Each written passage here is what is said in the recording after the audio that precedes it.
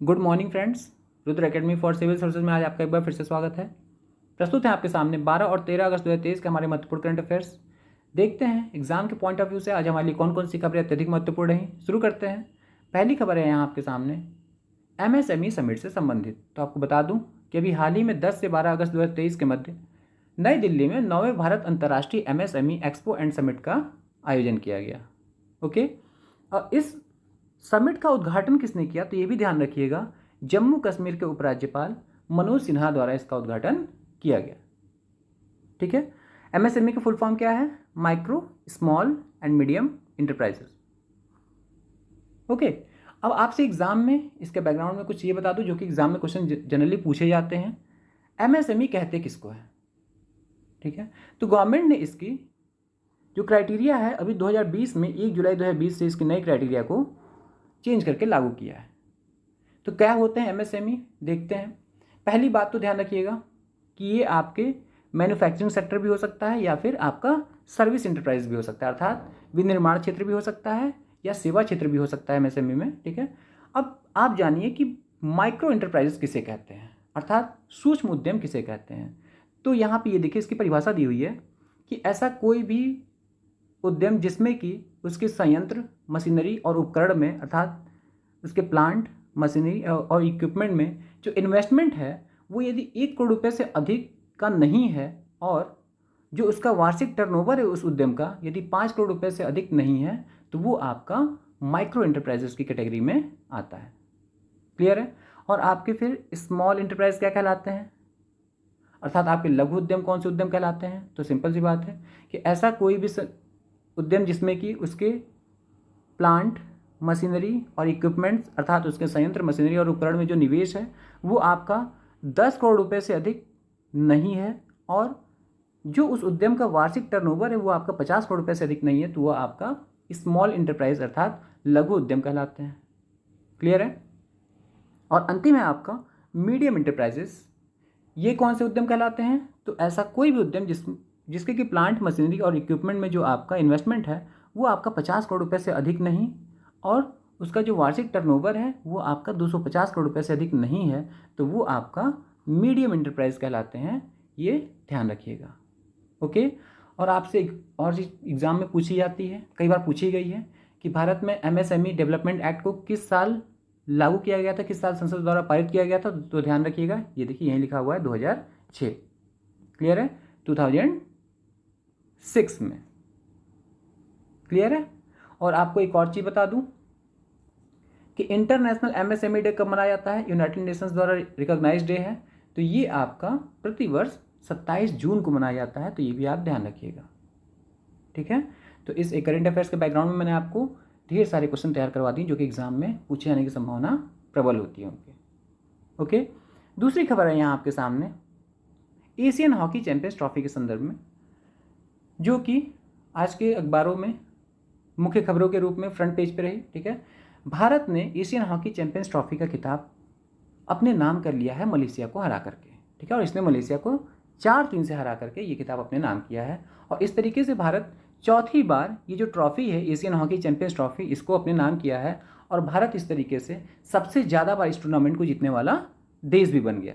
ठीक है ना, 3 बार पाकिस्तान भी जीत चुका है और भारत इस ट्रॉफी को अब 4 बार जीत चुका। ओके, इसका आयोजन कहाँ किया गया? तो इस टूर्नामेंट का आयोजन और जो फाइनल था उसका भी आयोजन चेन्नई के मेयर राधा कृष्णन स्टेडियम में किया गया, तो ये भी आप ध्यान रखिएगा। ठीक है, इसमें कुल 6 टीमों ने हिस्सा लिया, यही है 6 टीमें। पहले नंबर पर कौन सा देश रहा, अर्थात चैंपियंस ट्रॉफी जीती किसने? तो भारत, फिर आपका मलेशिया जो कि उपविजेता रहा, फिर आपका साउथ कोरिया, फिर जापान, फिर पाकिस्तान, फिर चाइना। इन्हीं 6 देशों ने एशियन चैंपियन ट्रॉफी में पार्टिसिपेट किया। क्लियर है? और ये जो ट्रॉफी है शुरुआत इसकी कब से की गई है? तो ये आपका 2011 से ट्रॉफी खेली जा रही है। भारत 5 साल बाद फाइनल में पहुंचा था। ठीक है, और मलेशिया इसमें इस बार पहली बार फाइनल में पहुंचा था, ये भी आप ध्यान रखिएगा। ठीक है, और इस एशियन हॉकी चैंपियंस ट्रॉफी का आयोजन किसके द्वारा किया जाता है? तो इसका जो आयोजक है वो है आपका एशियन हॉकी फेडरेशन। क्लियर है? अब जो एशियन हॉकी फेडरेशन है ये आपसे एग्जाम में पूछा जाता है कि एशियन हॉकी फेडरेशन का हेडक्वार्टर कहाँ पे है। तो कंफ्यूज नहीं होना है, नई दिल्ली आपको आंसर नहीं मारना, नई दिल्ली जनरली ऑप्शन में रखा रहेगा। इसका हेडक्वार्टर जो है आपका मलेशिया के कुआलालंपुर में है। क्लियर है, मलेशिया की कैपिटल कुआलालंपुर में है। ठीक है, और इसको किस साल स्थापित किया गया था? इस फेडरेशन को 1958 में इसको इस्टेब्लिश किया गया था। ओके, अब यहाँ पे एशियन हॉकी फेडरेशन की बात हुई तो आपको बता दूं, इंटरनेशनल हॉकी फेडरेशन जो है उसका हेडक्वार्टर आपका लुसाने स्विट्जरलैंड में है। ये भी आपसे एग्जाम में क्वेश्चन पूछा गया है। एशियन इंटरनेशनल हॉकी फेडरेशन का हेडक्वार्टर कहाँ पे है? तो उसका हेडक्वार्टर लुसाने स्विट्जरलैंड में है। ठीक है, भारत में हॉकी जो है वो लगभग 150 साल पहले से खेलना शुरू किया गया है। एक्चुअल में इस हॉकी खेल का जो ओरिजिन है वो आपका 4000 साल पहले मिस्र में हुआ था। ठीक है, और भारत में हॉकी का जादूगर किसे कहा जाता था? तो आपको पता ही है, मेजर ध्यानचंद को। क्लियर है, और आपको एग्जाम में हॉकी से संबंधित पूछे जाने कुछ और चीज़ें बता दूं, इससे संबंधित कुछ और कप जो घरेलू जो टूर्नामेंट या फिर जो कप आयोजित किए जाते हैं वो आपको बता दूं। आगा खां कप, कई बार एग्जाम में आप देखें पूछा भी गया, आगा खां कप का संबंध किससे है? तो हॉकी से है। ओके, फिर आपका रंगा स्वामी कप, इसका भी संबंध किससे है? रंगा स्वामी कप का संबंध हॉकी से है। सिंधिया ट्रॉफी भी आपकी या सिंधिया कप भी हॉकी से संबंधित है। ओके, तो ये आपका एग्जाम के पॉइंट ऑफ व्यू से बहुत महत्वपूर्ण है, ध्यान रखिएगा। आगे बढ़ते हैं अगली खबर की तरफ। रूस ने, आपको पता है कि अभी हाल ही में भारत ने अपना चंद्रयान 3 लॉन्च किया था। किस डेट को? तो डेट आप जरूर याद रखिएगा, आने वाले एग्जाम्स में बिल्कुल पूछे जाने की संभावना प्रबल है। 14 जुलाई को भारत ने अपना चंद्रयान लॉन्च किया था। ठीक है ना, 14 जुलाई 2023 को। ठीक है ना, तो ये ध्यान रखिएगा। क्लियर है, और फिर जब ये संभवतः कहा जा रहा है कि ये 23 अगस्त को 40 दिन बाद लगभग ये आपका चंद्रमा पर लैंडिंग कर जाएगा। तो जब आपका ये लैंडिंग करेगा तो उस दिन फिर से हम जब करंट लाएंगे तो वो भी डेट आपको ध्यान रखनी है। तो दोनों डेट, ठीक है ना। अभी तो आप यही ध्यान रखिए कि 14 जुलाई 2023 को भारत का चंद्रयान इसरो द्वारा चंद्रयान 3 लॉन्च किया गया। ओके, तो अभी हाल ही में रसिया ने भी अपना जो चंद्र मिशन है उसका नाम लूना 25 है, ये दिख रहा है आपको। ठीक है ना, उसने अभी हाल ही में इसको 11 तारीख को 11 अगस्त को इसने लॉन्च किया है। क्लियर है, तो ध्यान रखिएगा, एग्जाम में पूछा जा सकता है कि लूना 25 किसका चंद्र मिशन है? तो ये आपका रसिया का चंद्र मिशन है। और रसिया ने 1976 के बाद, ठीक है, उस समय तो सोवियत संघ था, ठीक है ना, तो 1976 के बाद ये आपका पहली बार अपना चंद्र मिशन लॉन्च किया है। ओके, और जो दोनों का जो चंद्र मिशन है ये दोनों ही आपका चंद्रमा के दक्षिणी ध्रुव पर ही जाएगा। ठीक, और दक्षिणी ध्रुव पर जाने में इतना इंटरेस्टेड ये सारे देश क्यों हैं? क्योंकि जो आज तक कोई दक्षिणी ध्रुव पे चंद्रमा के नहीं पहुंचा है। ठीक है, हालांकि चंद्रमा पर पहुंचने वाले वहाँ पे सक्सेसफुली जो पहुंचने वाले देश हैं वो आपका सोवियत संघ, अमेरिका, यूएसए और चाइना उस सूची में शामिल है। यही 3 देश आज तक चंद्रमा पे अपनी सॉफ्ट लैंडिंग अर्थात सफलतापूर्वक वहाँ तक पहुँच सके हैं। ठीक है, और भारत इस तरीके से पहुँचता है तो वो चौथा देश बन जाएगा। ठीक है, और दक्षिणी ध्रुव पे यदि पहुँचता है तो दक्षिणी ध्रुव पे पहुँचने वाले ये अब जो पहले पहुँचेगा वो पहला देश बन जाएगा। ठीक है ना, वैसे संभवतः जो रसिया का ये जो मिशन है लूना 25 ये इंडिया के मिशन से पहले ही पहुंच जाएगा। अब आपके दिमाग में ये क्वेश्चन आया होगा कि आखिर ये कैसे कि हम लोगों ने अपना चंद्र मिशन लॉन्च किया 14 जुलाई को और ये पहुंचेगा रसिया, और रसिया ने अभी लॉन्च किया है 11 को, ठीक है ना, 11 अगस्त को, और रसिया का 10 ही दिन में पहुंच जाएगा जबकि हमारा 40 दिन का समय लेगा। ऐसा क्यों? तो बहुत सिंपल से आपको बात बता दूं कि जो लूना 25 है इनके भेजे जाने के तरीके में अंतर है। ठीक है, ये आपको दिख रहा है, ये देखिए, ये है रसिया का लूना 25। ठीक है, लूना 25 को एक हाई पावर रॉकेट इसको ले जा रहा है। ठीक है, जिसका नाम है सोयूज 2। ठीक है ना, सोयूज 2 रसिया का ही ये रॉकेट। ठीक है ना, ये आपका लूना 25 को ले जा रहा है। ठीक है, और इसी रॉकेट की एनर्जी से ये लूना 25 आगे बढ़ता है। ठीक, जबकि भारत का जो चंद्रयान 3 जो मिशन है उसको आगे बढ़ने के लिए चंद्रमा और पृथ्वी के गुरुत्वाकर्षण जो बल है ये इसकी जरूरत पड़ती है, और ये चंद्रमा और पृथ्वी के गुरुत्वाकर्षण बल का प्रयोग करते हुए आपको दिख रहा है, ठीक है ना, कि कितना ज़्यादा ये इसके ऑर्बिट में घूमते हुए, ठीक है ना, कितना ज़्यादा ये चक्कर लगाते हुए तब जाके चंद्रमा पर पहुँचेगा। क्लियर है? तो भारत का जो तरीका है ये तरीका ज़्यादा इफिशियंट है और कॉस्टली नहीं है और इसकी जो सफलता गारंटी होती है वो ज़्यादा होती है एज़ कम्पेयर टू इस प्रोसेस के। ओके, तो ये बात आप ख्याल रखिएगा कि भारत किस तरीके से भेज रहा है और भारत किस तरीके से भेज रहा है और रसिया किस तरीके से इस चंद्र मिशन को भेज रहा है। क्लियर है? फिर जिस दिन ये सॉफ्ट लैंडिंग करेंगे दोनों, उस दिन हम फिर से करंट अफेयर्स लाएंगे, तो आपको फिर से इसको हम डिस्कस करेंगे। ओके, आगे बढ़ते हैं। अगली खबर है यहाँ आपके सामने 3 महत्वपूर्ण दिवसों के संदर्भ में। पहला है आपका अंतर्राष्ट्रीय युवा दिवस 2023। ये आपका मनाया जाता है प्रतिवर्ष 12 अगस्त को, ध्यान रखिएगा। ठीक है, तो आपसे एग्जाम पूछा जाता है कि इंटरनेशनल यूथ डे कब मनाया जाता है, तो ये 12 अगस्त को मनाया जाता है।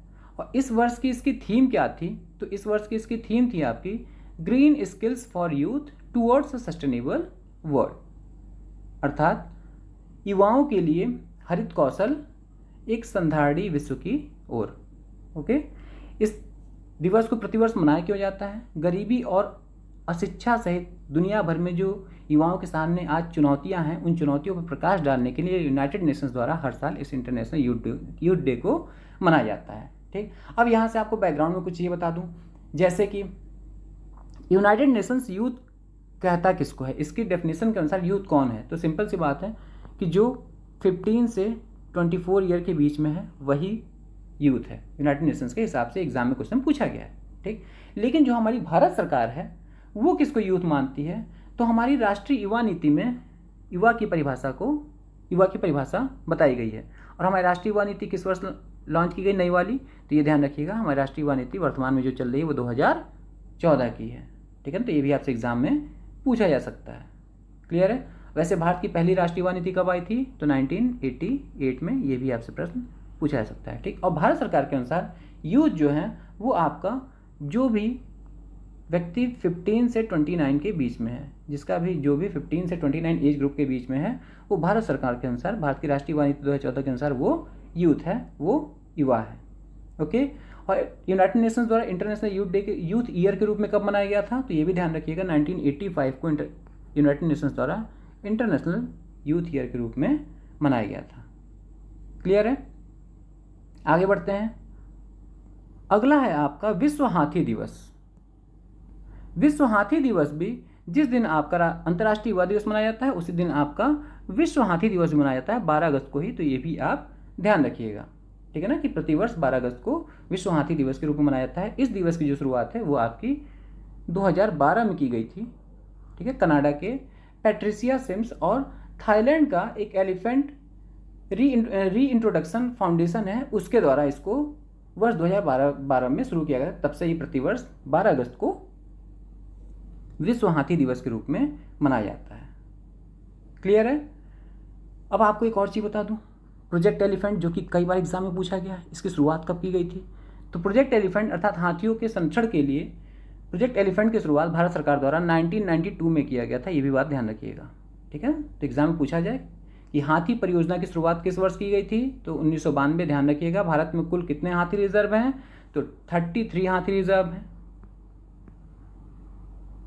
ओके, और एक और प्रोग्राम है माइक, ये भी आपसे एग्जाम में पूछा जाता है। माइक का फुल फॉर्म है MIKE, monitoring of illegal killings of elephants. ये एक साइट्स का प्रोग्राम है और इसके तहत हाथियों की अवैध हत्या की निगरानी की जाती है।